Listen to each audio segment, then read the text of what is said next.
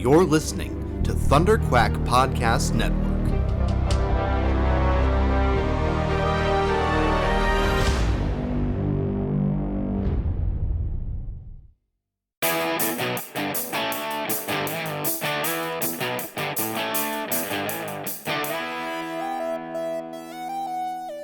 Hello and welcome back to Off the Record, your Patreon exclusive ThunderQuack podcast. I am your host, Michael Cohen. But hey, this one's not Patreon exclusive. This one is everywhere. This one's for everyone. And the reason for that is because right now we are in the middle of the Patreon pledge drive over at patreon.com/ThunderQuack. And so I figured this would be a great opportunity, this podcast where I'm solo, to take a second and talk to everyone and just update you on where we're at with the pledge drive, some of our plans, and I don't know, maybe I got a little special announcement in this one as well. But if you haven't heard yet, we're doing our pledge drive this month, all month in February, and along with it, you've got a whole whack of bonus content that has come out on the feed and that will be coming out on the feed. So far, we've got Perfect 10, Star Wars A New Hope with Amanda Conkin. So go check that out over on the Perfect 10 feed if you're not subscribed over there. We've got Epic Marvel Podcast has done Curtis has done a watch along of the first episode of Earth's Mightiest Heroes. So you can go and listen to that and get all of his insight into that. He's such a source of knowledge on all of that Marvel Comics lore, so that's a great bonus. And then yesterday we put up our bonus content for Perfect 10 Pop Quiz, Star Wars A New Hope, as well as Joe and I on the ThunderQuack podcast ranking all 151 original Gen 1 Pokemon, and it's a great episode. It's 2 hours of he and I just talking about Pokemon, hashing it out, and putting together our definitive list. So yeah, that's everything that's out so far.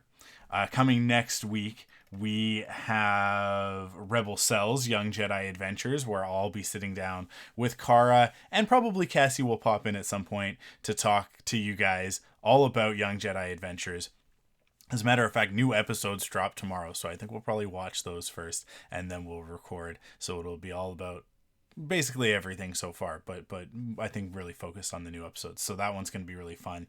And then we've got Star Wars: The Saga Continues Journey to Middle Earth with Tim and Kyle, and they're taking a little detour from the galaxy far, far away to talk about one of their favorite other franchises, The Lord of the Rings. So check that one out. That'll be coming next week on February 19th. And then closing out the month, we will have Force Perspectives.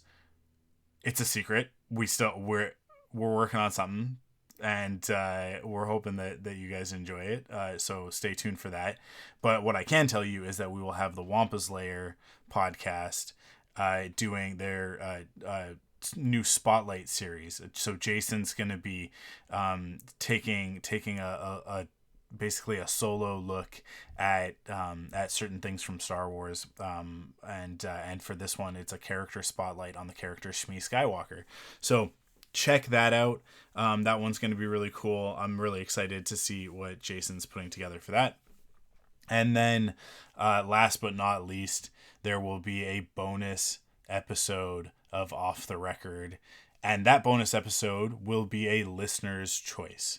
So what that means is that if you're a patron, you can currently go over to patreon.com/ThunderQuack, and there's a post where you can vote on, from a variety of topics, and I will pick the top 3 by vote, and then I will talk about them.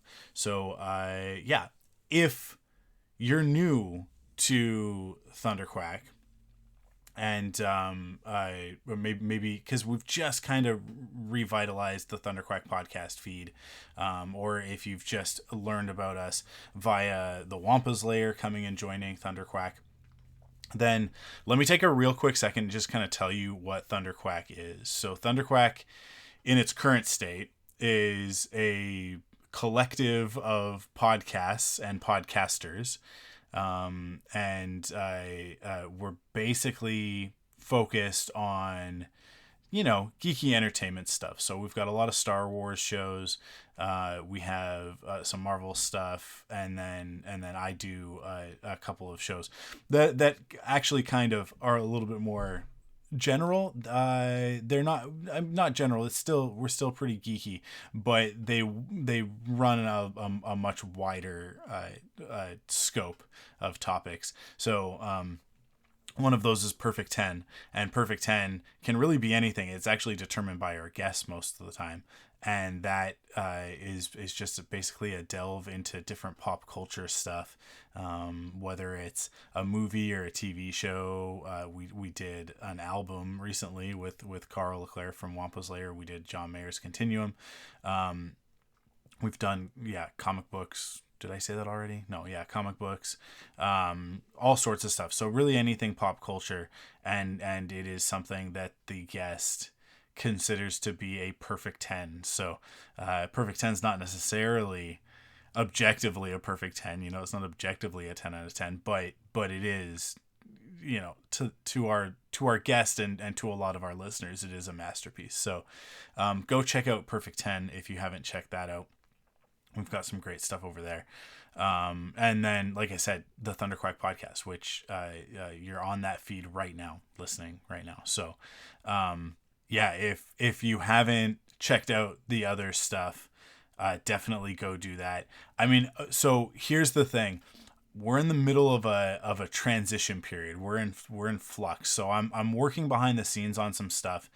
And so right now, if you were to go to ThunderQuack.com, you'll see links to most of the podcasts, but like several of them live on ThunderQuack.com, and then several others, live on their own websites as well. But like I said, we're kind of in transition right now. I'm in the middle of moving some stuff around and trying to figure some stuff out. Now, one of the pieces of that is that this is funny because we had planned the pledge drive, and then some things shifted for me. And when those things shifted for me, I was like, "Oof, we're already kind of set on the pledge drive."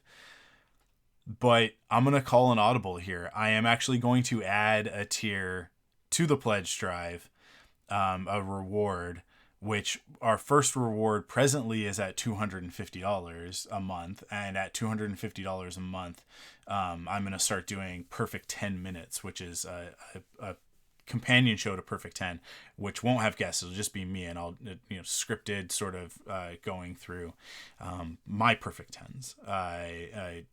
So that's the $250 tier.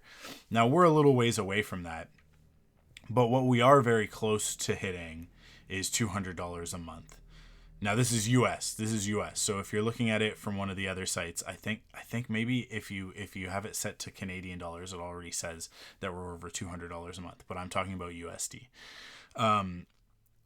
We are currently sitting around $156 a month, and if we can get to $200 a month, then I will be taking ThunderQuack podcast and Off the Record weekly. This is something that I really, really want to do, but I do need your help. You guys as listeners, whether you're a listener to the ThunderQuack podcast or you're already a patron, really need to get it up to $200 a month. Once we are at $200 a month, then it'll be official. We'll be going weekly with both of those. So what that means is that ThunderQuack podcast will essentially become a news show. I mean, it'll be the flagship show of ThunderQuack, and it'll be Joe and I every week, unless Joe's schedule doesn't permit. But I will be there every week, and Joe for the most part has committed as often as he can to be there as well. And if not, then I'll have guests and that sort of thing. But it'll basically be a weekly geeky news podcast. So we'll run down the latest news from the past week, and talk to you guys about all of that stuff. So the reason why is we've been having a really great time with that show. There's lots of stuff that we want to talk about on a regular basis, and so it made sense to do that. The other thing is that, I really want to take ThunderQuack to the next level, to the next stage, and to do that, I think that we really need to have that regular cadence, that weekly content. And the ThunderQuack podcast is what makes the most sense for me. I don't really think that with Star Wars, with Force Perspectives, that there's enough to justify Joe and I talking every week. I find that some of the weekly news shows, I think that there are some good ones, but for the most part, having to do weekly Star Wars news means kind of having to make mountains out of molehills. So I don't want to do that. I want to keep Force Perspectives in sort of this goofy place that Joe and I have got it right now. Just kind of doing like our lists, our top 5 of this and our top 3 of that, and this top 10 and that sort of thing, which is really fun. Just us talking about our perspectives on Star Wars.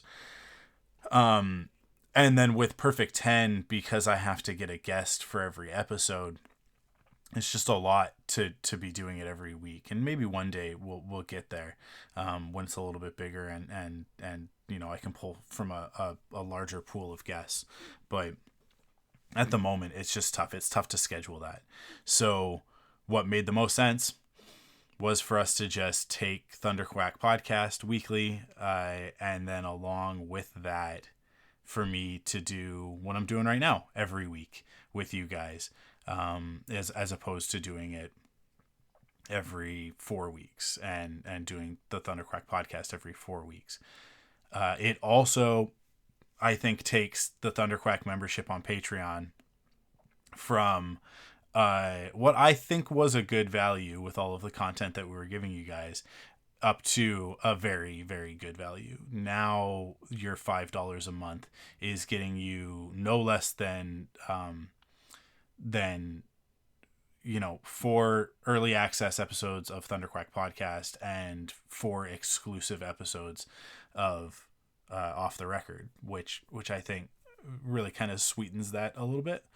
And then you'll also get all of the other great bonus stuff that you're getting. And we've got, Curtis is going to keep going with the watch alongs. So that'll be an exclusive podcast that's there.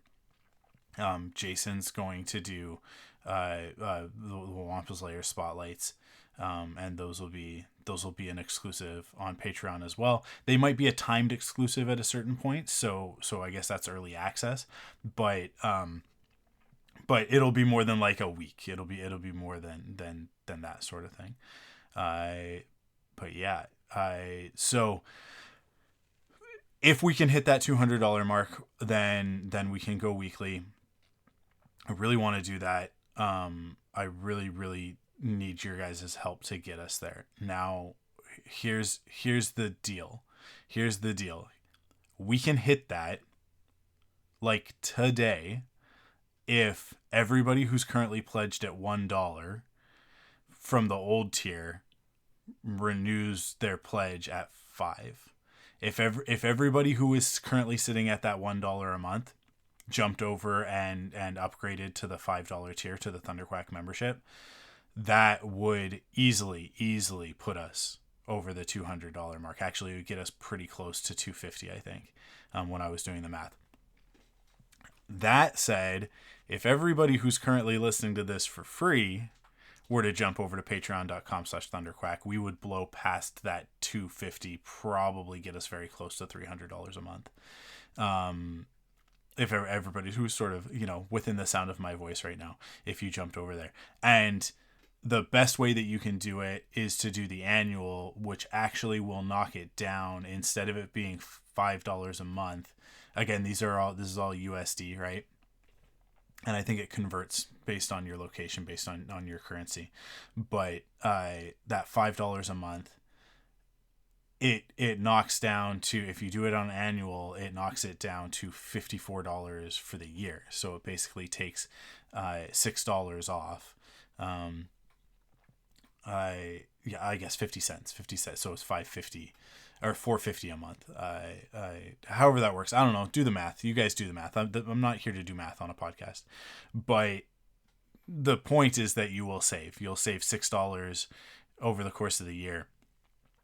But what it will do for ThunderQuack is that it will allow me to plan out the rest of the year a little bit better, because that annual pledge all goes in right now, and that'll all come out at once. Like it'll all get transferred from Patreon over to me all at once, which means that some of the stuff that I want to do, some of the moves that I want to make, switching some of our hosting, switching some of our recording platforms and stuff like that, I can purchase annual instead of doing monthly, and then it'll reduce the cost significantly, right? So our operating budget for the year will go down significantly. Which means that extra money I'll be able to put into other things. I'll be able to put it into a little bit of marketing and that sort of thing that I really want to do. As I've talked about before, doing more of the social media stuff, being able to put some cash into that, and then grow the audience, get bigger, more patrons, and then it's a snowball, right? So, I think that if everybody just kind of looked at your ability to do that and supported us there, then it would make a big difference. It would make a huge difference. And I've got plans. I've got some stuff that I'm working on, and here I'll just tell you guys, if I can secure some stuff and figure some things out. There's a bunch of stuff in the air right now with my life, with my personal life, but if I can get this figured out and I can nail down some sources of funding other than Patreon, as much as you guys are helping, you're basically, the operating budget is covered. If I can, I'm looking at like grants and some other funding and stuff like that in Canada here, in order to basically be able to do ThunderQuack full time. So it would just be me at the beginning. I don't know that I'll be able to figure out funding to justify everybody else being able to work for ThunderQuack and that sort of thing. But I'm hoping that I will be able to. That's kind of my plan right now. I'll just be honest. The job market sucks, and I've been throwing out resumes. I'm not going to stop, but I've been throwing out resumes and not getting a lot of traction. And then there's discouraging stuff. You're learning that something like 80% of the posts that go up on sites like LinkedIn and Indeed and Glassdoor and all of that, they're actually bogus. They're not real jobs. They're companies putting up jobs in order to look like they're growing, in order to keep investors happy and attract new investors. So, man, it's just like the world is looking more and more grim as the days go on, and I would rather be in control of my own destiny, I think, is sort of the way that I'm looking at it. And one of the ways that I can do that is by taking ThunderQuack and being a little bit more serious about it, about the time that I'm putting into it, and what you guys are getting out of it, in order to not just provide you guys, the current listeners, with more value and more content, but to hopefully attract a wider audience and get some more people in here and grow the community, grow the podcast, grow the business, right? So yeah, there's a bunch of stuff that I want to do, but in order to do it, I really need us to get to at least that $200 a month. $250 a month would be really, really great. It would be fantastic if we could hit that.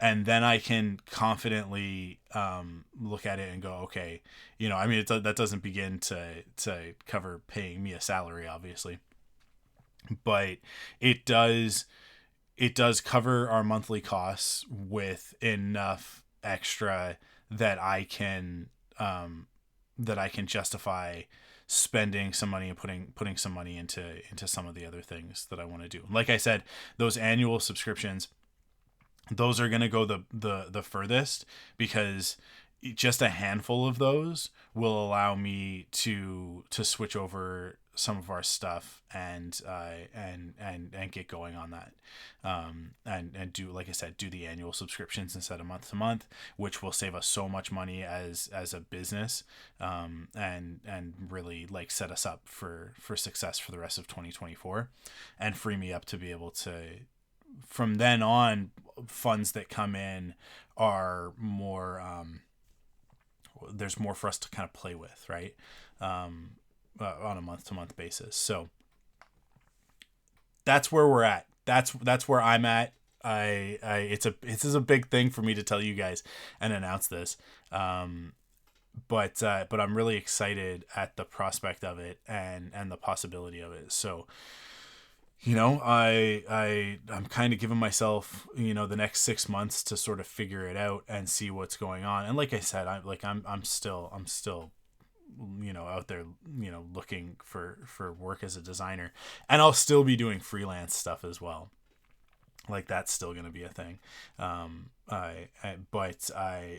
I'm actually kind of hoping that I can share some of that with you guys, and do some more stuff where I kind of take you along on some of those freelance. And not every client's going to be open to that, but I think that some of them definitely will be open to the free marketing and publicity that comes along with, me talking about their branding and design and the projects that I'm doing for them. So, yeah, lots of new content planned if we can kind of get some of this going. I have some other stuff that I want to do, and some of it is a little bit more along the lines of sort of like live content, and so that'll be like a Twitch, YouTube, TikTok sort of thing. But again, in order to do some of these things, like what I really need to know that I've got your guys' support, which so far, those of you who are supporting us on Patreon, it means so much to us. And yeah, I like we couldn't be doing what we're doing already without you. But if I know, that you guys are out there, backing us up, that's what I need in order to make this next jump and do it properly, right?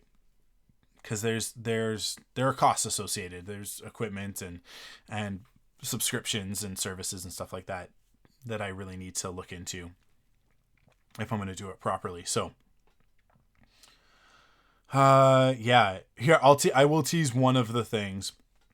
I guess I kind of did, because doing live streams where I am working on either illustration or graphic design stuff, that's one thing that I'd like to start doing, and doing it sort of through the ThunderQuack channels and that because a lot of my clients are like, my freelance stuff tends to be more of the geeky stuff anyways, so it mixes well.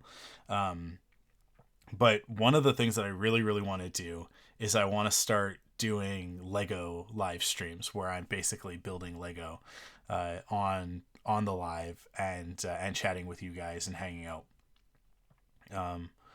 But in order to do that, I need a better camera setup. I mean, honestly, I really need a better computer, but my Surface Book it'll do for now. It's doing the job for now, but I really like to be able to upgrade that equipment. But cameras are I think like the first expense that I really need to worry about, and getting like a streaming setup I'll figure it out. And again, like this is one of those things. The annual subscriptions are going to be so helpful with that. But even if we just get the monthly up, I can budget that. I can look at it and go, okay, I can spend this money because I know that we've got revenue coming in, and I'll be able to recover those costs, right, over the course of the next couple of months or whatever. So I can afford to invest in some of that stuff. That goes along with one of our other goals. So some of our other goals, $275 a month. Curtis and I will bring back Cartoon Afternoon. I finish up DuckTales season 2 at $300 a month. All of the podcasts will do another round of bonus episodes. So all of those bonuses that I mentioned before, all of those shows, they will have another bonus episode that'll go up at some point in 2024. So I think that's a really great goal to be stretching towards at $300 a month. $325 a month. Cartoon Afternoon, we will do DuckTales season 3. So Curtis and I will finish off DuckTales, as many people have been asking for us to do.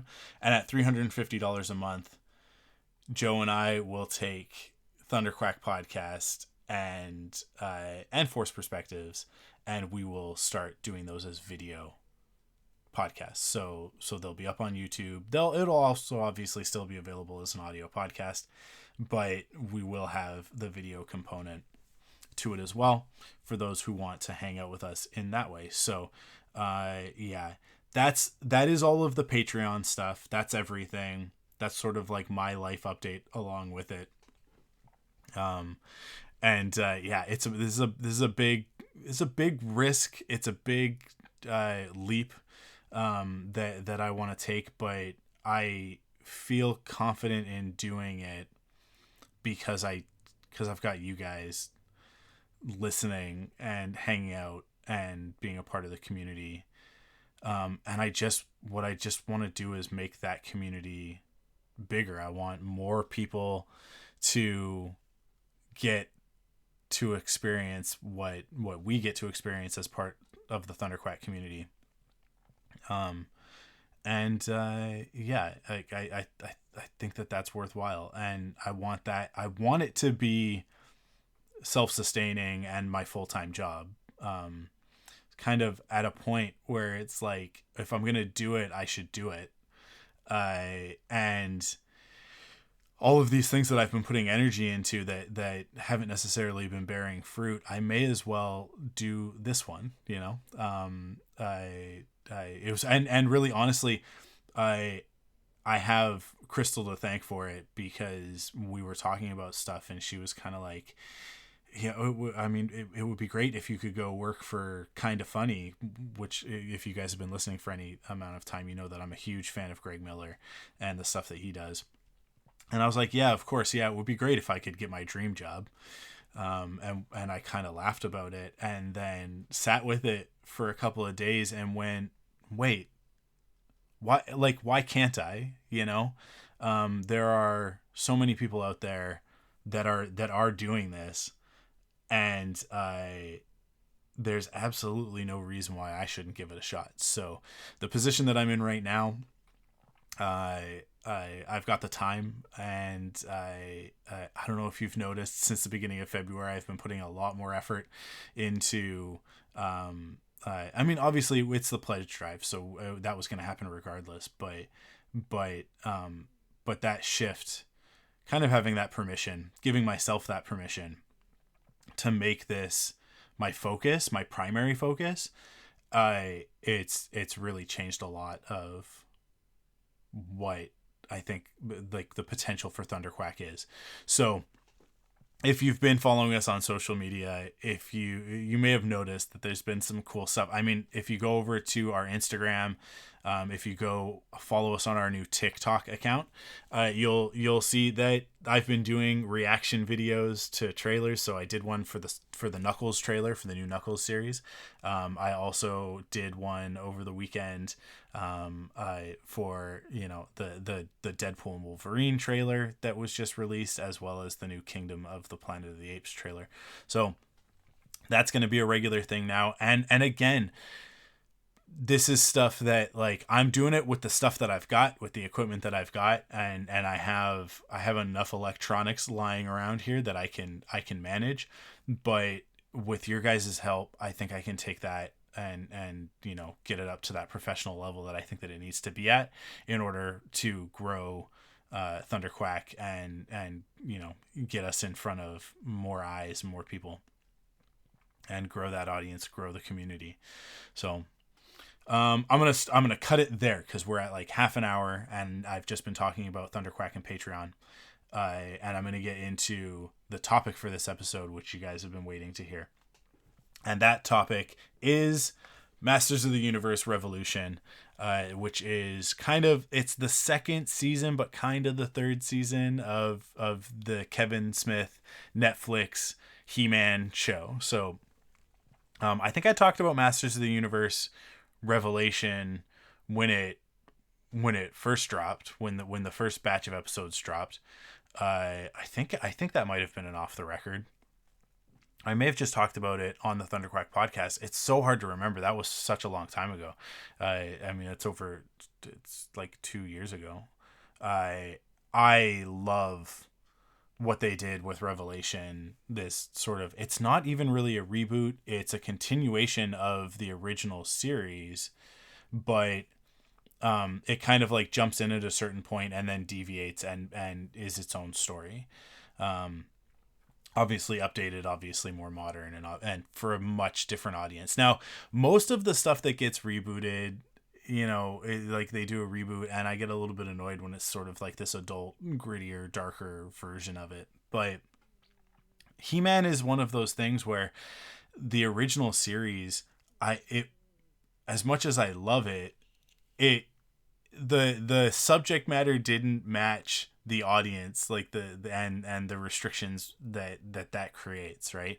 So He-Man is sword and sorcery. It's Conan the Barbarian. It's that sort of Dungeons and Dragons magic and technology mixed together, right? Like that's the setting, but in the old cartoon, the original cartoon, they kind of had to hold back on a lot of stuff because of the rules about what you could and couldn't show in a kid's show back then. So if you ever go back and watch, you'll notice that He-Man never hits anybody. He never actually hits anybody, meaning that he never makes contact, right?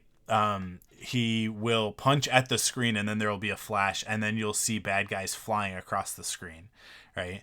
And he very rarely used his sword as a sword, more often than not used it as either a bat or a lever. So he'd either somebody would be throwing a boulder at him and he would take the power sword and he would hit the sword and hit the boulder and it would either shatter or bounce back and do something else, hit the bad guys or whatever, right? Sort of making it that, this was their own thing, used against them to get around some of that violence stuff. Or he'd be, bad guys down below and he'd stick his sword in underneath yet another boulder and use it to sort of pry that out and drop that on top of the bad guys. But never as a sword. I maybe occasionally clashing with another sword, but like very briefly, and not really. It was sort of, the power sword was just sort of the conduit to turn him into He-Man and to turn Cringer into Battle Cat. But with the new series, with this one, like I said, I usually get a little bit grumpy when it's like you take a kid's property and you reboot it and you make it for adults. But this time with He-Man, it was right. And I don't necessarily think that it's made for adults. I think it's just made for an older audience, and I think it's a more appropriate audience. I think it's sort of that boys aged sort of 13 and up, and there is enough meat on the bones for adults like myself, especially ones who are fans of the original series to get a lot out of it. And so Revelation was great, focused on Teela.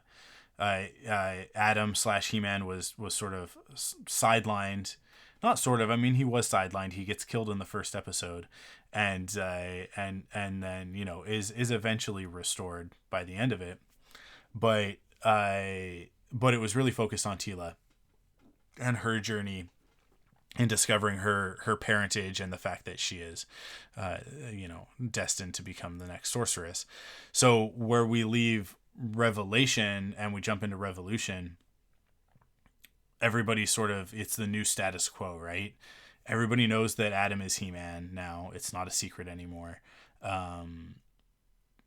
Skeletor has sort of been defeated, but we don't know where he's gone. Evil Lynn has switched sides. She's now a good guy, and she's doing her penance. Orko died and came back from the dead. He-Man came back from the dead. Teela is now the sorceress, and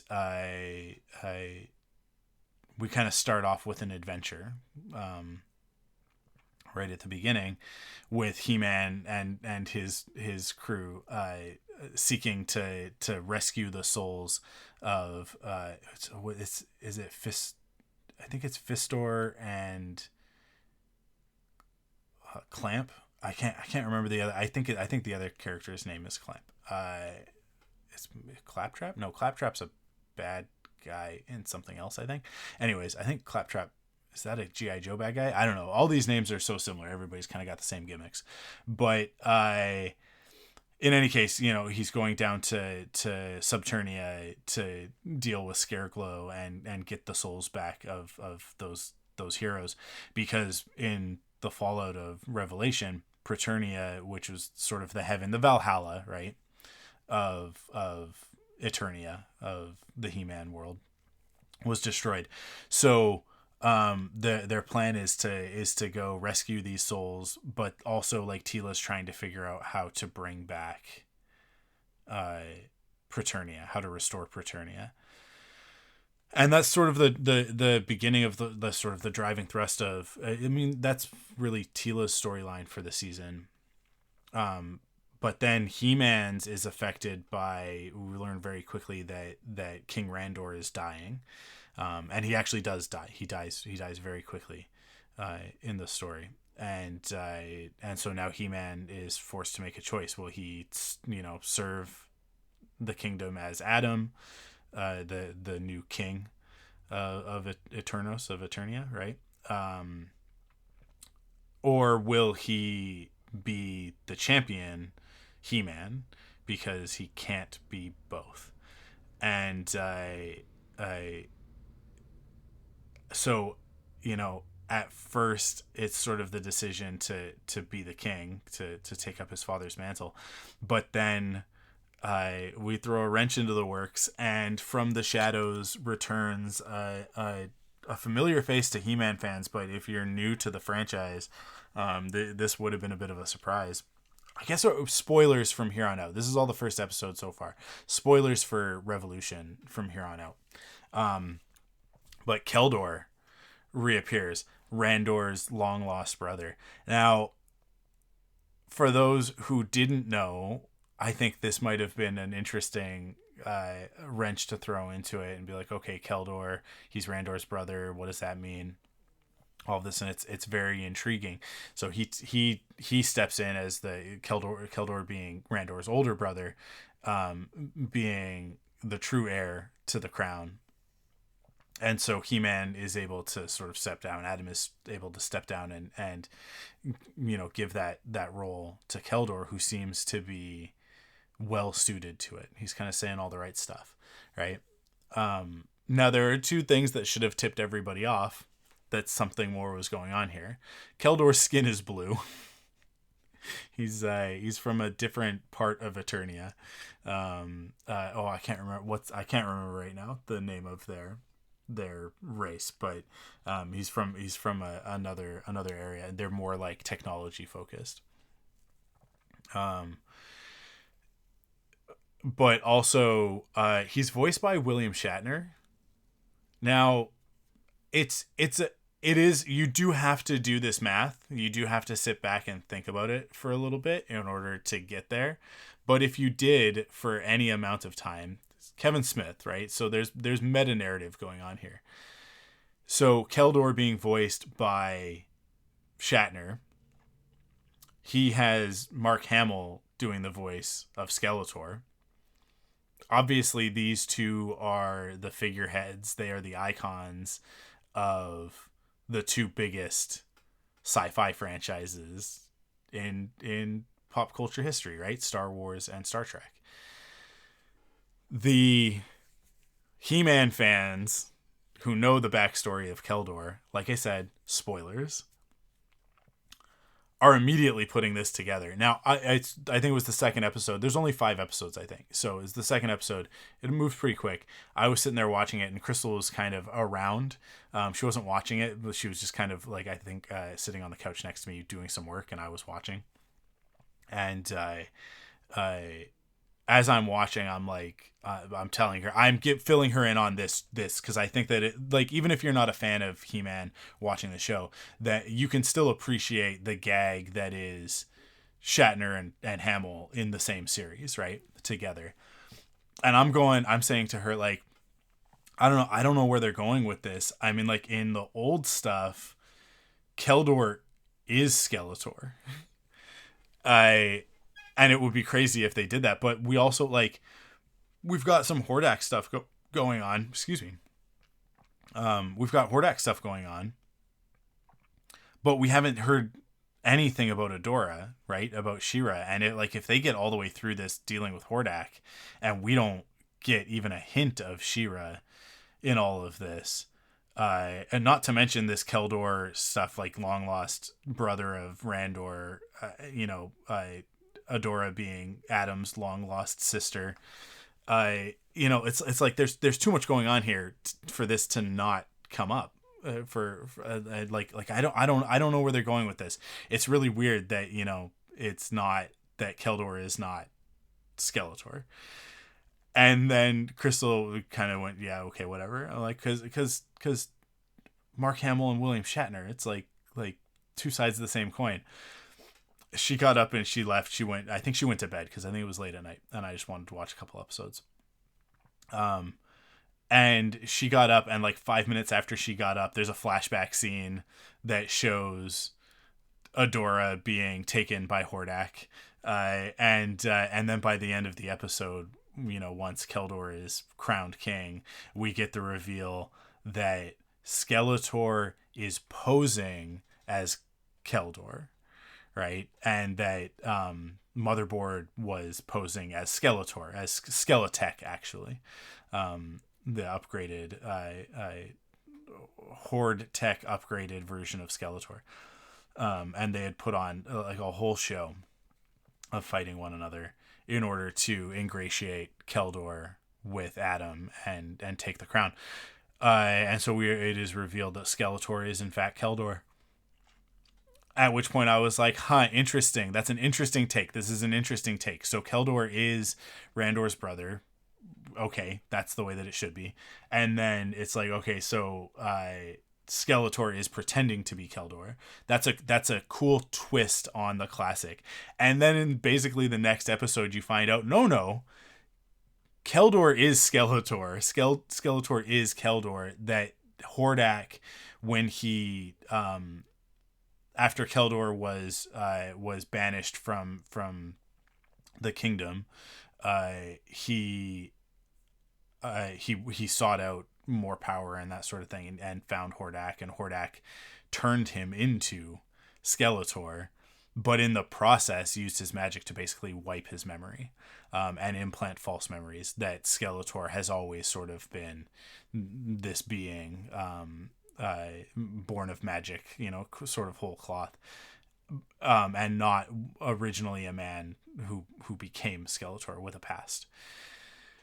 The reveal was fantastic. It is perfect. I love it. I love it so much. And then the ensuing chaos that it brings as Skeletor realizes what Keldor has done to him. And then wants to, sorry, did I say what Hordak has done to him as Keldor, right? It's what he's taken from him, what has been taken from him, in terms of his birthright, with Eternos and all of that. And so slowly all of this is, I mean, not that slowly, it's all revealed to He-Man as well. He discovers the truth, and the chaos ensues, the fighting ensues, but Skeletech manages to, we think, mortally wound, take down Hordak. Hordak voiced by David Keith. Keith David. Also known as the voice of Goliath from Gargoyles and many other things. He's also in Community. Yeah, the perfect voice for Hordak. My God, so good. And so we kind of get a little bit of a twist there, and it's like, that's interesting. Like, we're gonna deal with Hordak that quick. Now, like, Hordak is bigger than Hordak, because there's also Horde Prime, which is where Hordak gets his source, like his power source, right? Like, that's the true threat, is Horde Prime. But Horde Prime not being able to really affect much in the in Eternia, and needing to use or even why can't I think of it? What's the world that She-Ra's on? Because she's on a different planet. As if there's not like a whole series. And I like She-Ra more than He-Man. I've said this a million times. I grew up watching, because I was younger. My oldest brother was a He-Man fan, and then I was sort of the right age for when She-Ra was on. So I was always more into She-Ra and those characters than He-Man specifically, because that was what was on TV at the time. Also, She-Ra's got a better transformation, and it's so good. Her transformation is so good. I can't believe that I'm blanking on this. I'm just gonna bring up She-Ra on Wikipedia. Oh man, what planet does that take place on? It's a different one. It's not Eternia. It's King Randor and Queen White, blah blah, kidnapped Etheria. Thank you Wikipedia. There we go, Etheria. Anyways, back into all of it. Yeah, Horde Prime needs Hordak in order to sort of like enact his stuff. Now, Princesses of Power did it a different way. Like, there were multiple sort of like minions of Horde Prime, and different versions of Hordak, and that's sort of how they figured that one out. If you haven't watched She-Ra and the Princesses of Power, go check it out. It's a bit of a slow burn, because the first season is really just kind of some pretty standard stuff, some pretty standard sort of tween adventure cartoon stuff, but it gets into it as the series goes on, and the lore gets pretty intense. I love it. It was such a good show. I should probably revisit it. I think Kara might finally be at the right age for it, because when it was on, I think she was a little bit too young. So maybe now is the time to jump back into it. But they had a different approach. And I think that's one of the reasons why they've been so reluctant to bring She-Ra into the new stuff with Revelation and Revolution. But we're going there, obviously. If there is in fact a part 2 of Revolution, I'm really hoping that what we get is like Revelation part 1 and 2, Revolution part 1 and 2, and then a third thing, part 1 and 2, right? Because Revolution part 2 will definitely be, Hordak coming back, because the reveal at the end of the season is that Hordak is not dead. So Hordak coming back with Adora, and Adora being like his general, right? And He-Man needing to rescue his sister, like, so that like we'll discover the truth about Adora, and it'll be about saving her, not about defeating Hordak. And then season 3 or series 3, whatever the last one would be, it would be fantastic if they made it a 1-2 of like, we're dealing with Hordak, but we've also got the Snake Men, like have the Snake Men come in as well.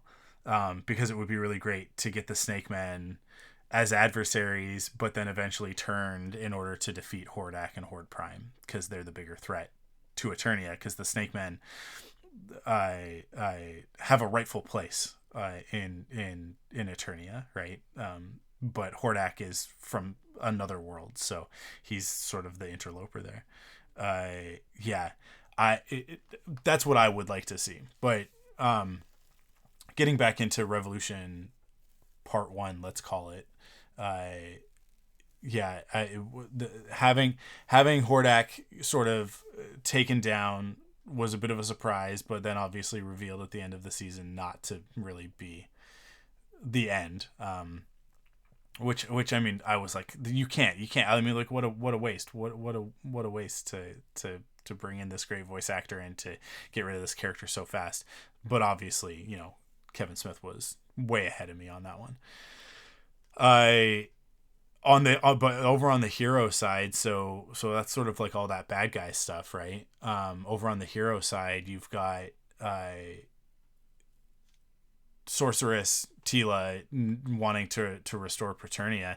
In order to do that, she needs the power not just of Koa, I think, which is the bird god, because Eternia has 3 gods. It's got the Koa, which is the light. You've got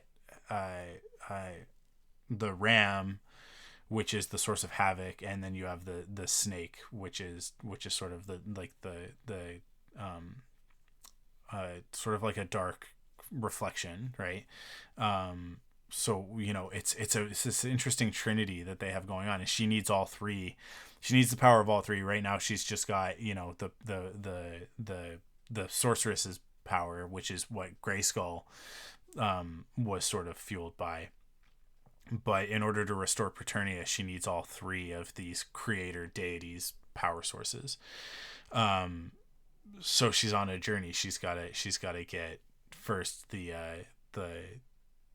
snake, the power of the snake god, and so she goes to a dragon to do that, and that's all awesome. And then I love it because so much of this is just to resolve some of the different like action figure designs, because Tila had like this snake armor, but then later on it's like the snake men were introduced as bad guys, so it was like, what's that about? And then there was like a version of Tila, because they just had like alternate versions of characters, like they're just action figures, right? But there's no real story to tie it all together.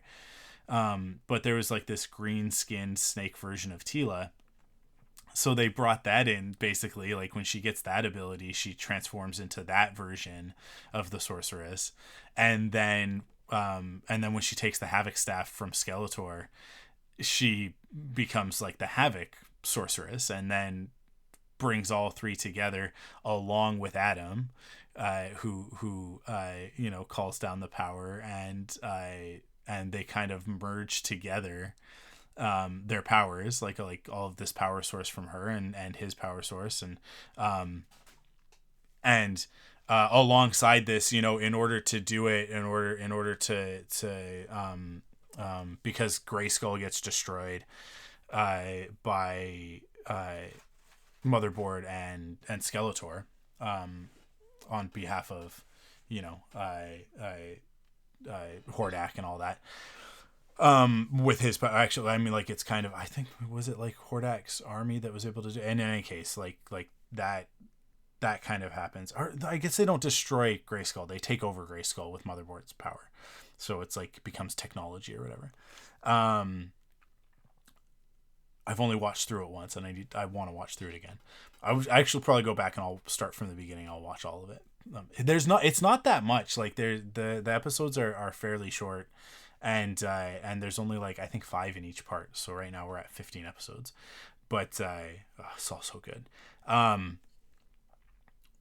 in order to access the power, He-Man sends the power sword off with Orko and Man-at-Arms to be basically upgraded by an old friend. That old friend is Gwildor, a character from the movie, from the live action Masters of the Universe film, which is not canon to He-Man. And Gwildor never showed up in the show, as far as I'm aware. I don't think that he ever did.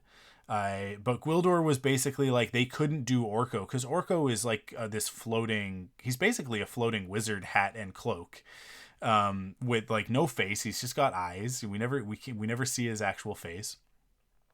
He's got no legs. He just floats. He's just arms and a cloak and a hat with eyes.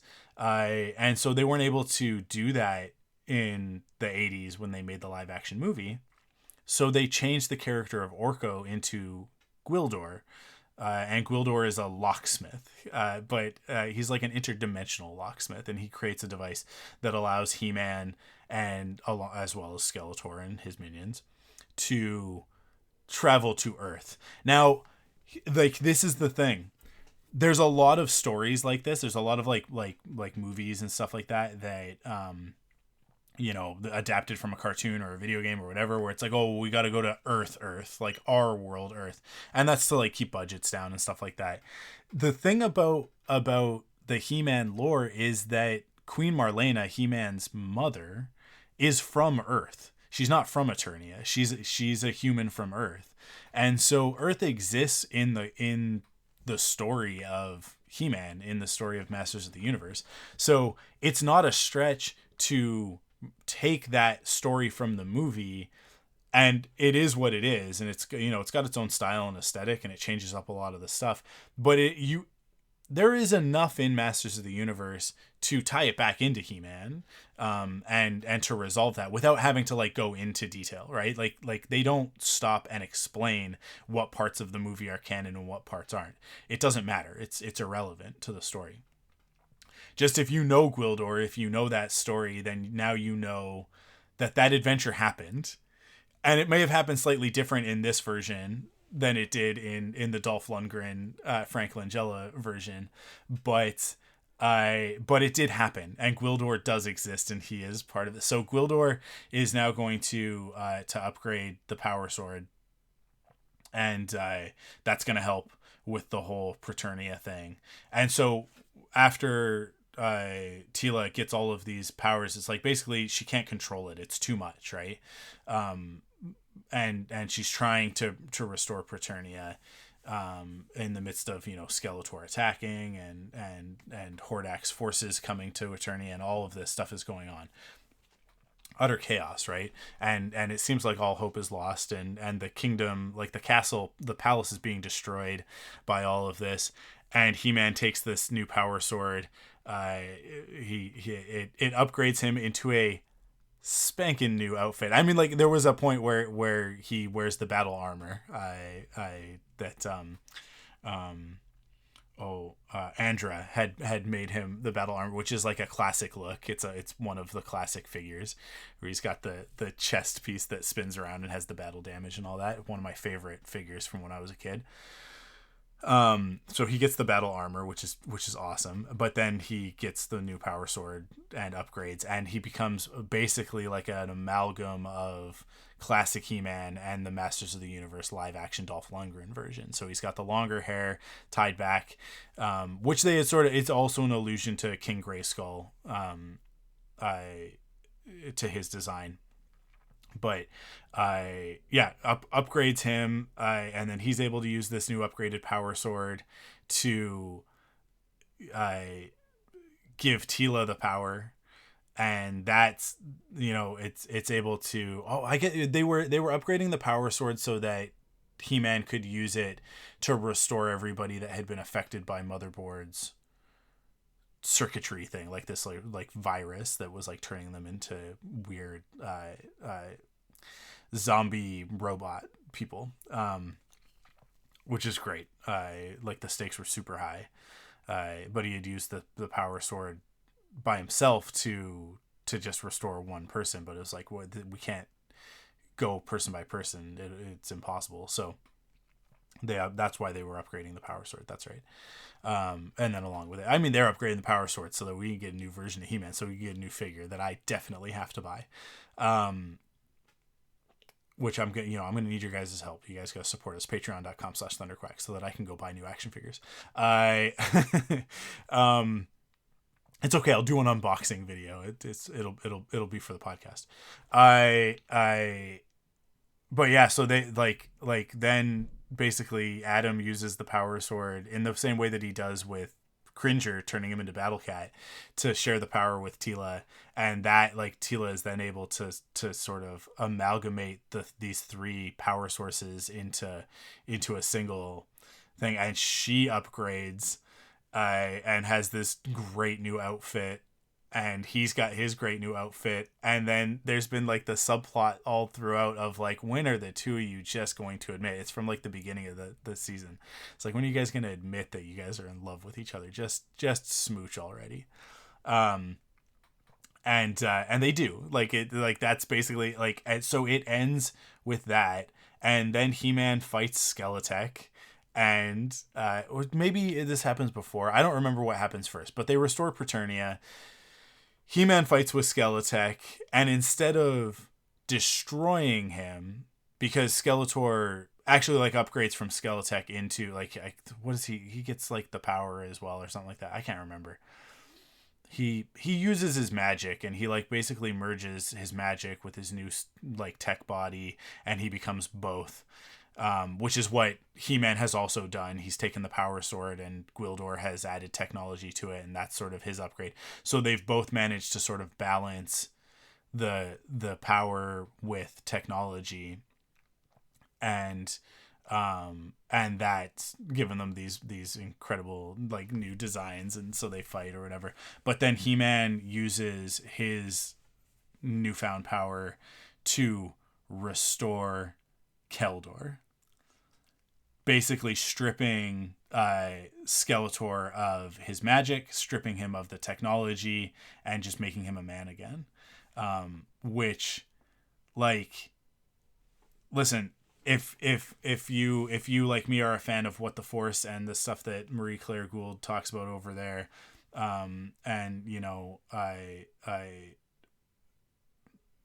any of the hero's journey type stuff, Ty over on Wit and Folly also talks about this a lot. Missy, who's been on a bunch of our podcasts on ThunderQuack, Perfect 10, and that, as well as she's a regular contributor over at What the Force. The three of them talk about it all the time, of like you know, destroying evil isn't sort of the path forward. You need to heal, right? That's really like eating your shadow is sort of the nomenclature of it, the Campbellian nomenclature. You have to eat your shadow. And He-Man has gone through these trials and tribulations, and come out the other side. And instead of destroying Skeletor, as I think most of us would expect, he heals him, restores him back to Keldor. And well, like, such a great way to cap that off. I mean, Revelation, we got the restoration of and the healing of Evil Lynn, so she's just Lynn now. And then in this one, in Revolution, we get the restoration of Keldor, and it couldn't be more perfect. So, yeah, I mean, like it's just fantastic way to end it. And so he's in the dungeon, he's locked up, but maybe in the next season he'll have a chance for some atonement through action, not through sacrifice. And you know, he'll be helpful in the fight against Hordak, and maybe, you know, Keldor will be able to take his rightful place at some point. But all of this happens. Tila and He-Man are now smoochy, which is the other, like, it's like both of these things get to happen. It's fantastic. Love is what wins. Love is what saves the day. It's what restores Preternia, and in doing so, in the process of this, Randor's soul is given a place to rest. The other heroes that were destroyed in Revelation, they get up, like, their reward, their Valhalla, and all of the denizens of Preternia, the heroes that had fallen before Grayskull and among others, they all get restored as well. Because we thought that when Preternia was destroyed, that their souls would be lost forever as well, but they're not. Everything is restored. It's all put back the way that it should be.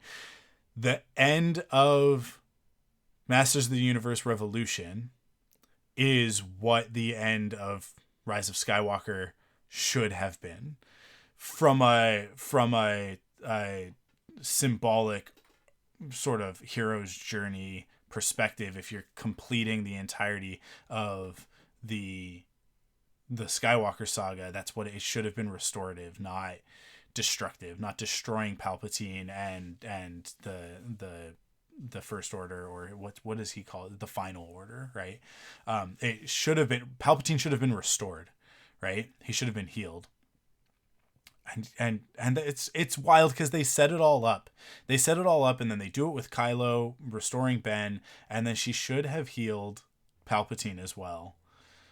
And that would have and the biggest symbolic thing that they could have done is to bring back Alderaan. They that would have been the thing, is bring back Alderaan and all of the people. And you go like, but how good? It's the Force, you guys. It's magic, and it would have been so meaningful. It would have been incredible, right? But they didn't have the guts to do it. Yet Masters of the Universe, Kevin Smith did. I can't imagine. I would love to talk to him about it. I'm gonna put it on my bucket list and put it out into the universe. I would love to have a conversation with Kevin Smith about the thought process of the end of Revolution Part 1. And why they went that route. I would love to know if it actually is a response to the sort of weak ending of the Skywalker saga with Rise of Skywalker. Kevin Smith has said a million times that he would never make a Star Wars movie because it's not like or a Marvel movie, like that's not his thing. I honestly think that he should be given the keys. I think that he, like what he's done with Masters of the Universe over these sort of 3 mini seasons, as the showrunner, as the executive producer on that, shows me that like he really gets it. He really does. And his movies are his movies, and they have their own sort of quirk and charm to them in their own way that makes them a very different sort of thing from this. But you give him, because they're not very classical stories, they are underneath. You have to dig a little bit, and it's all there. It's all underpinned with the same stuff that like George Lucas would use in his storytelling, right? Because Kevin Smith, obviously a student of George Lucas, and Lucas a student of Campbell. And I'm sure that Kevin Smith, at this point now, I am positive that Kevin Smith has studied that stuff. I wonder how much of it is him and how much of it is his writer's room. But he put together the writer's room. So, that's why, like, I would love to have that conversation with him. I would love to talk to Kevin Smith in depth about how this all came to be. Now, I feel like that's a conversation that is better suited for once it's all done. So once, and it feels like we're halfway through. So, that's a few years away, but it is a conversation that I think, at least that's a bucket list conversation for me. But I'll put that out into the universe that I would love to talk to Kevin Smith about Masters of the Universe. Nothing else. I don't need to talk to him about anything else. As much as I love his other movies, Dogma is one of my favorite movies of all time. And it is definitely my favorite Kevin Smith movie. But what he's done with MOTU is like so far beyond that, and he gave me everything I could have ever dreamed of in this season, with Gwildor and Orko together, merging that, like, those stories, bringing it all into one. And then this ending, just so incredible, so meaningful. I would love nothing more than to chat with him at length about all of it. But I mean, we still got more to go, because we got to bring Adora back. She-Ra has to come into it. All of those characters, we need them. We need them, guys. It has to happen. Now, who are you going to get to voice Adora? This is the big question. Who do you get to voice Adora? I think there was a point in time where maybe it would have gone a different way. Sarah Michelle Gellar voiced Tila in the first season. I don't know what happened. I don't know if it was like scheduling or if it was the fallout from that first season, because she got a lot of negative attention. Now, I think that it's always disproportionate. Like, the response is disproportionate to, or not the response, the effect is disproportionate to the number of people actually complaining. I think the majority of people watching these shows actually really, really liked them. And everybody that I've talked to that's a Masters of the Universe fan has been like, yeah, awesome stuff.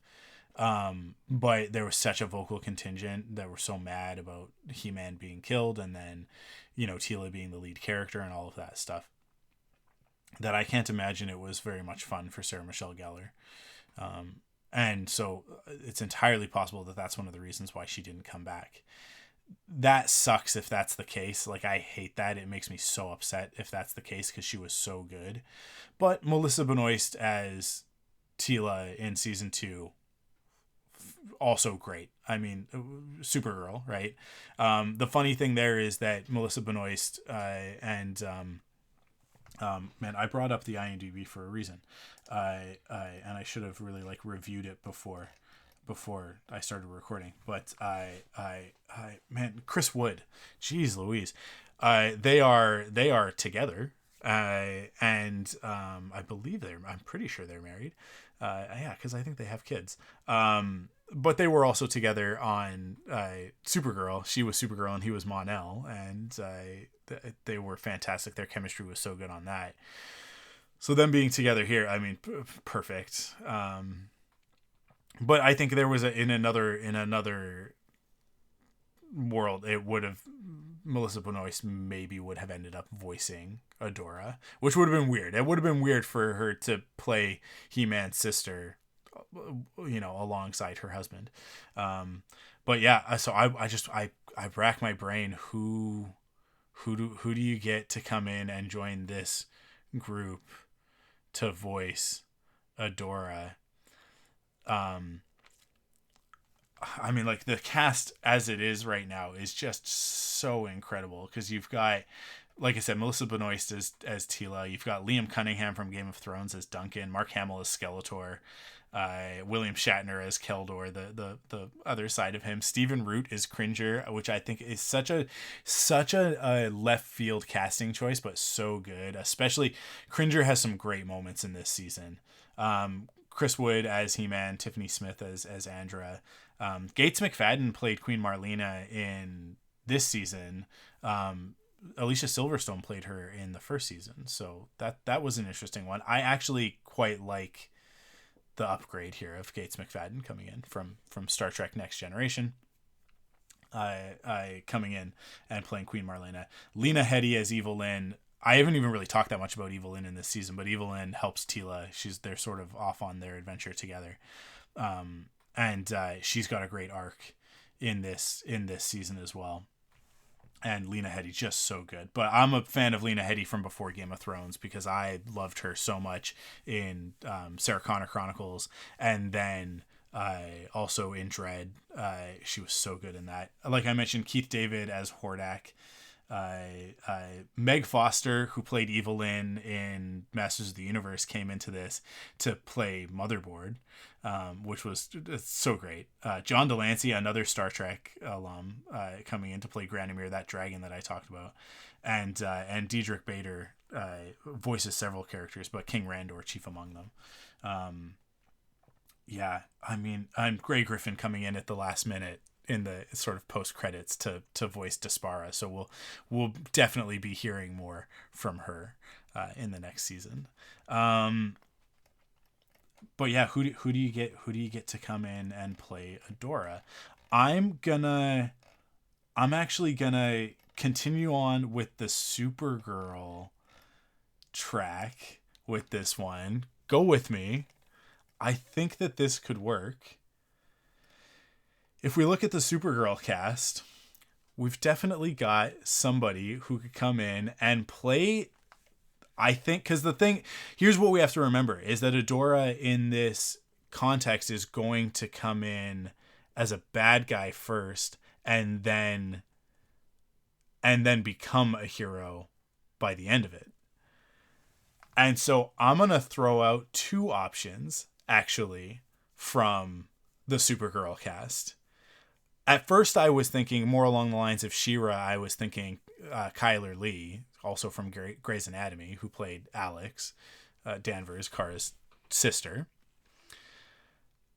But now that I'm looking, Katie McGrath, who played Lena Luthor, that could even be more fun. That could be more fun because I think that she would actually do a very good job of playing the bad guy version of Adora, Hordak's general. Yeah, either one of them can come in. So we'll see if I'm right. Because like this is the thing is that Kevin Smith went and he directed a bunch of episodes of Supergirl and became friends with all these people, and that's why there's so many of them sort of making their way into Masters of the Universe. That's how Chris Wood became He-Man, right? And then eventually Melissa Benoist coming in and doing that as well. I would love to see some more of these actors show up in Masters of the Universe. I would love to see Makad Brooks and David Harewood show up. Jesse Rath, who played Brainiac, actually really great as Brainiac on Supergirl. Yeah, man. Interesting.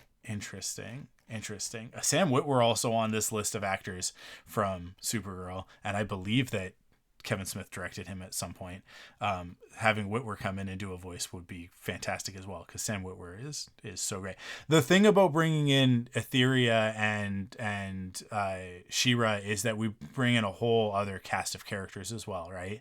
Because we bring in everybody from that world. So I don't know if that'll be the next part, or if that's like when I talk about, you know, there being a third piece to this puzzle of Revelation, Revolution, and then whatever the third one would be, something else starting with RE. I'm sure Kevin already knows. He's already got it planned out. But yeah, that I think at that point, then you'd be bringing in characters like Bo and the others from the Etheria side of things, from the She-Ra side of the universe. I'm just gonna say it right now. I actually think that Sam Witwer would make an excellent Bo, because he's got to have the mustache. Like I don't get me wrong, I love Bo from Princesses of Power. It's a very different version of the character, but like this MOTU series has been much more true to the original He-Man stuff. So in that respect, I mean, and they have switched stuff up. Grayskull, they completely changed. Wait, was maybe David Harewood's already in there? Because was David Harewood Grayskull? Maybe he was. He might have been Lord Grayskull. Let me look. Let me. I need to double check that, because I think that is actually the case. Did we hear from? I don't know if we got to hear. Grayskull showed up, but I don't know if he spoke. Because like sort of the spirit of Grayskull showed up to help He-Man and everybody at the end of the season. Let me just navigate here for 1 second. Masters of the Universe Revelation, and see, because I think that I want to say that he was the voice of that character. Who do we got here? Where's Grayskull? I don't see Grayskull. I'm gonna have to go into we had Phil Lamar as Hero. I'll bring Hero back somehow. Who was Grayskull? Who was the voice of Grayskull? Come on. Well, I'm not seeing David Harewood in here. No, it wasn't. Okay, Dennis Haysbert. Now, here's the thing. I think very similar vibes. They've both got that sort of like deep, gravelly voice. A lot of gravitas. So yeah, Dennis Haysbert was the voice of Grayskull in Revelation. So, you know, that means that we've still got an opportunity. We've got an opportunity to bring David Harewood in from Supergirl, John Jones, Martian Manhunter. Yeah. Okay. I think that's it. I think I've talked as much about Revolution as I wanted to. I think I've talked about everything. I've hit all the notes that I wanted to on that. I loved it. I loved it so much.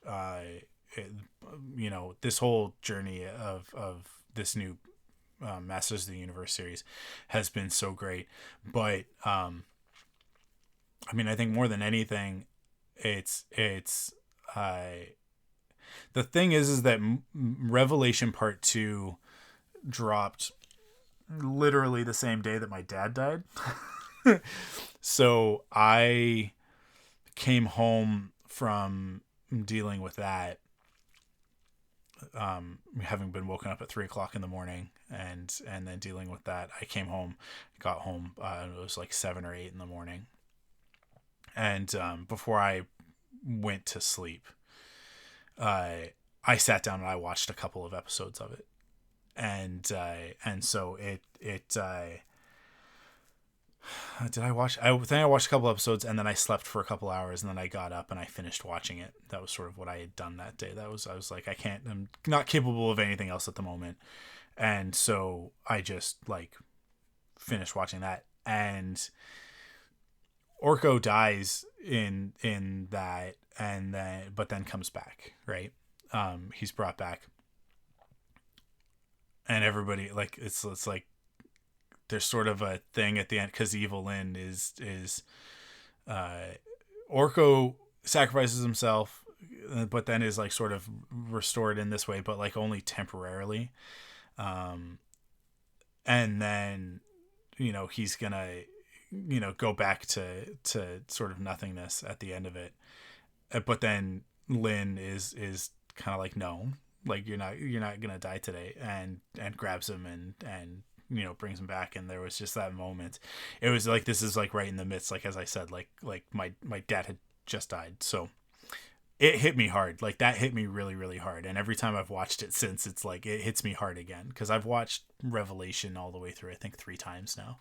And I'll go back, I'll start it again, and then go into Revolution and watch Revolution again when I do a rewatch. But it has also like sort of cemented this version of He-Man as a very important show for me, I guess. So I hope we're getting more. It's unclear, I think, at this point. I don't think MOTU Revolution Part 2. Let's see if there's any news. I don't think that there's any. Will there be a follow-up to Revelation? Is Masters a sequel? Yeah. Comic book resources. Will it happen? Let's see what CBR has to say. This is from 6 days ago. The answer is complicated. So He-Man and Skeletor will be back on the streamer for season 2. So this is from Joshua M. Patton over on Comic Book Resources. Let's see.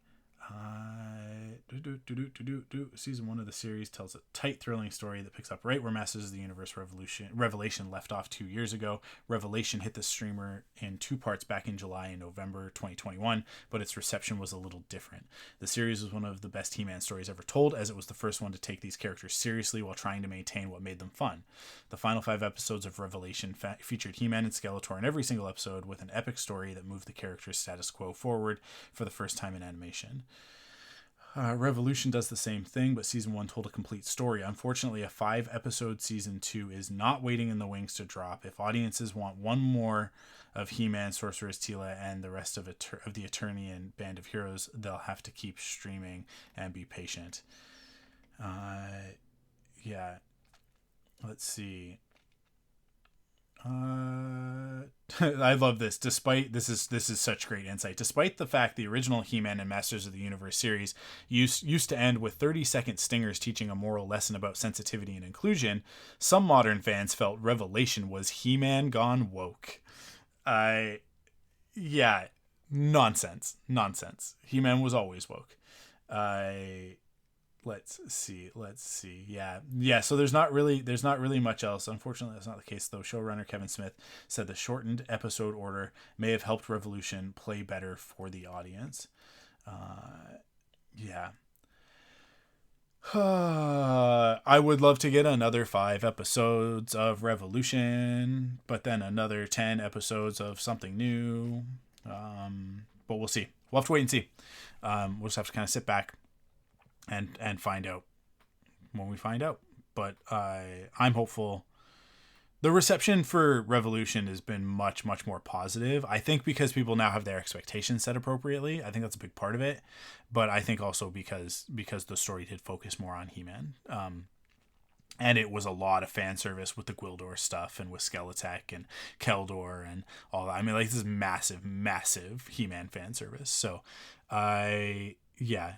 hopefully that means that it's, been doing well. I'm going to stream it again so that they know that I'm going to watch it over and over and over. And I'll go back and I'll watch Revelation again so that they know that, this all matters to us. If you haven't watched it and you listen to me spoil the hell out of it, it is worth the watch anyways. Now, I mean, like, if you don't have the nostalgia for He-Man, I don't know how much it's really going to be impactful. I do still think they're very solid stories regardless. So check them out if that's up your alley. But yeah, that's it. That's it for this episode. Thank you guys so much for listening. Thank you guys so much for supporting ThunderQuack in all of these different ways, whether it's on Patreon or just by, rating, review, sharing, all of that sort of thing. It means so much to us. And with all the stuff that I've got planned, it means more than ever right now. Yeah. I guess I will just close off and just say, I really, really hope that we can get to that 200 a month, so that Joe and I can commit to weekly episodes of ThunderQuack, and I'll commit to weekly episodes of Off the Record, and we can build stuff up. And I will also say again, if you're already supporting on Patreon, but you want to contribute more, there are 2 different things that you could do. If you're currently a monthly subscriber, do the annual. Like if you're already a monthly at $5, do the annual. If you are one of the $1 subscribers, you can increase that pledge. But you can, that one's really simple because then you're just like changing from, I think Spark was the tier, and you're just going to the ThunderQuack membership, which I think used to be Jolt.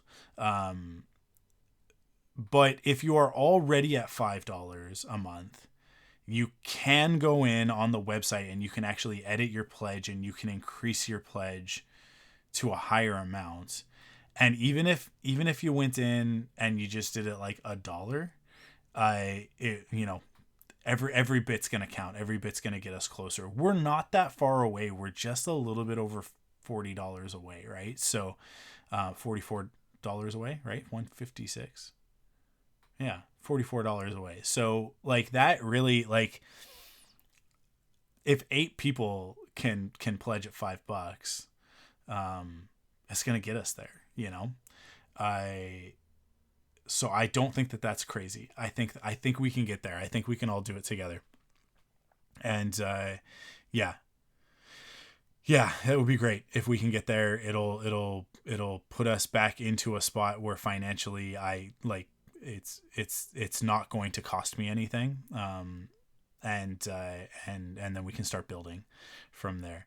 So with that, thank you guys again for listening. Thank you again for supporting, and I will see you again before the end of the month with a bonus episode of Off the Record exclusively on Patreon, along with all of the other bonus episodes that have gone up, where I'll be talking about whatever it is you guys want me to talk about. Currently, you know what? Let's just before I just sign off. Finally, let me just tease it a little bit, because I'll bring it up and tell you where the voting is at currently, because we've actually got a little bit of a stalemate. So I need the patrons to go in there, and if you become a patron, you can move the needle on this one. So here are the choices: Star Wars, MCU, DCEU, Jurassic Park, Back to the Future, Fast and the Furious, Teenage Mutant Ninja Turtles, Power Rangers, Dragon Ball, and Sonic the Hedgehog.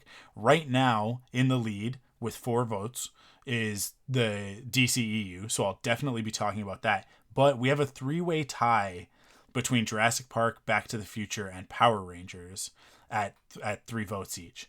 So that's where we're currently sitting with that. I mean, like, could I just talk about all 4? Probably. I could do it. It would be a very long episode, but what I'll likely do is just end up maybe picking one of those that I want to drop. But yeah, go to patreon.com/ThunderQuack and pledge. That poll is only available to patrons because it is a patron bonus. So you got to become a patron first, but become a patron and then vote. And then you guys will get the bonus episode at the end of the month with me talking about the top 3 topics on that list. That's it for this episode. I'll be back at the end of the month, and then hopefully after that, every week, if we can get to $200. But until then, thank you guys for listening, and stay frosty.